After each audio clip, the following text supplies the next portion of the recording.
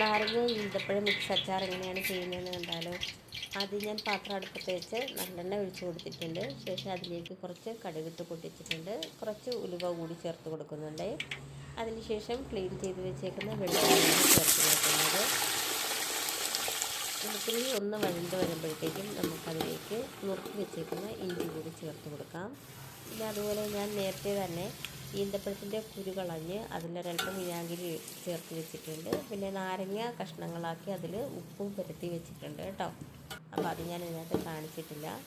പിന്നെ ഇതിലേക്ക് ഞാൻ ചേർക്കുന്നത് പച്ചമുളകും കറിവേപ്പിലയുമാണ്. അപ്പോൾ ഇതെല്ലാം ഒന്ന് നന്നായിട്ട് മൂത്ത് വന്നപ്പോഴേക്കും മുളക് പൊടിയും ഉലുവാപ്പൊടിയും മഞ്ഞൾപ്പൊടി കായപ്പൊടി ഇത് 3-4 ചേർത്ത് ഒന്ന് പച്ചമണം മാറുന്നത് വരെ ഒന്ന് വഴറ്റിയതിന് ശേഷം അതിന് മുകളിലേക്ക് ഞാൻ നുറുക്കി വെച്ചേക്കുന്ന നാരങ്ങയും ഈന്തപ്പഴവും കൂടെ ചേർത്ത് ഒന്ന് അടച്ച് വെച്ച് വേവിക്കുന്നുണ്ട് കേട്ടോ. അത് എല്ലാം കൂടി നന്നായിട്ടൊന്ന് മിക്സ് ചെയ്തെടുക്കുന്നുണ്ട്. ഞാനിതിനകത്ത് ഇനി ശർക്കരപ്പൊടി ഒരല്പം ചേർത്ത് കൊടുത്തിട്ടുണ്ട്. അത് ഞാൻ വിട്ടുപോയിട്ടുണ്ട് കാണിക്കാനായിട്ട്. ഒന്ന് കോരി കാണിച്ചേ, കോരി ഇങ്ങനെ ഒന്ന് സ്പൂണിൽ കാണിച്ചേ.